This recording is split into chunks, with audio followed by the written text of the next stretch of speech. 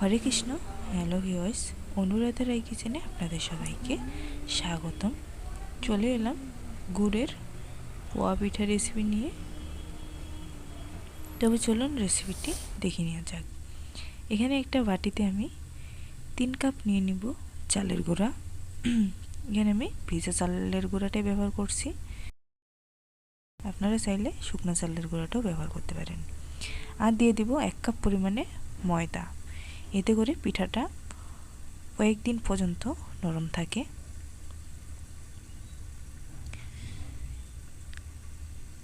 এখন দিয়ে দিলাম স্বাদ মতো লবণ, আর দিয়ে দিব 1 কাপ পরিমাণে খেজুরের গুড়। আমি এখানে পিঠাটা খেজুরের গুড় দিয়ে করতেছি, আপনারা চাইলে যে কোনো গুড় দিয়েই করতে পারেন।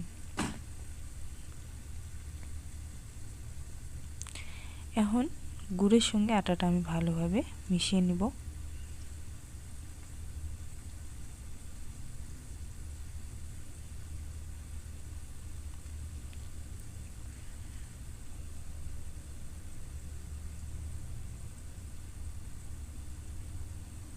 আমি ভালোভাবে মিশিয়ে নিয়েছি গুড়ের সঙ্গে আটাটা।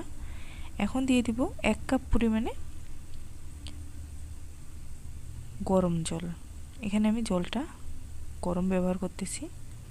এই গরম জল দিলে পিঠাটা অনেক সফট থাকে, খেতেও খুবই ভালো হয়। একটা চামচের সাহায্যে আমি ভালোভাবে মেখে নিচ্ছি।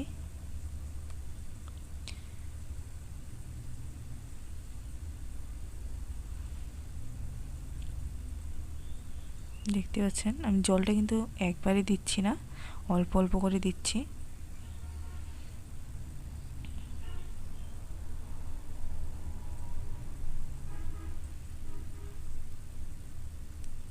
এখানে আমার 1 কাপের মতোই গরম জল লেগেছে ব্যাটারটা বানিয়ে নিতে।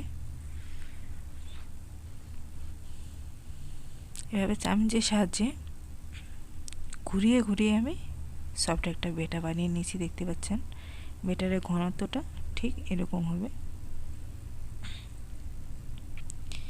পিঠা বানানোর জন্য এখানে আমি একটা গ্লাসে ব্যাটার নিয়ে নিচ্ছি। চুলায় আমি কড়াই বসিয়ে পরিমাণ মতো তেল দিয়ে তেলটা গরম করে নিয়েছি। আর এখন পিঠা আমি দিয়ে দিব। দেখতে পাচ্ছেন কতটা সুন্দর ফুলকো ফুলকো হচ্ছে পিঠাগুলো।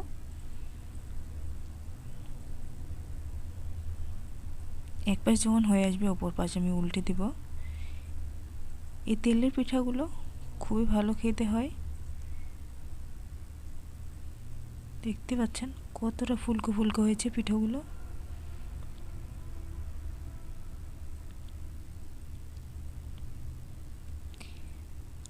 আরেকটা দিয়ে দেখাচ্ছি। আপনারা চাইলে কিন্তু গ্লাসের পরিবর্তে চামচের সাহায্যেও দিতে পারেন ব্যাটারটা। আমার কাছে গ্লাসই সুবিধা মনে হয়, তাই আমি গ্লাস দিয়ে দিচ্ছি। এক পাশ হয়ে গেলে অপর পিঠ আমি উল্টে দিব।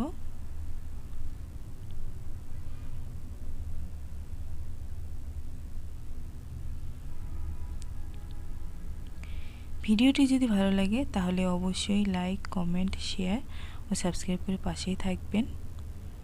আর পাশে থাকা বেল আইকনটি বাজিয়ে দিবেন, যাতে করে সবার প্রথমে ভিডিওটি আপনাদের কাছে পৌঁছে যায়। এভাবে করেই সবগুলো পিঠাই আমি বানিয়ে নিব।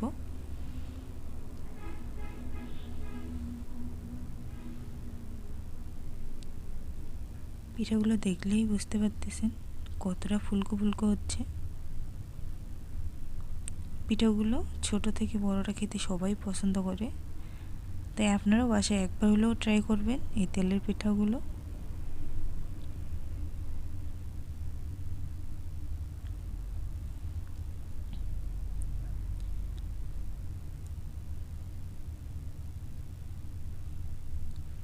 সবগুলো পিঠা আমি বানিয়ে নিয়েছি। দেখতেই পাচ্ছেন কতটা সুন্দর দেখা যাচ্ছে। আমি একটা পিঠা আপনাদের ছিঁড়ে দেখাচ্ছি। দেখতে পাচ্ছেন ভিতরটা কতটা জালি জালি। আজ এ পর্যন্তই, দেখা হবে এক নতুন রেসিপি নিয়ে। সেই পর্যন্ত সবাই ভালো থাকবেন, সুস্থ থাকবেন। হরে কৃষ্ণ।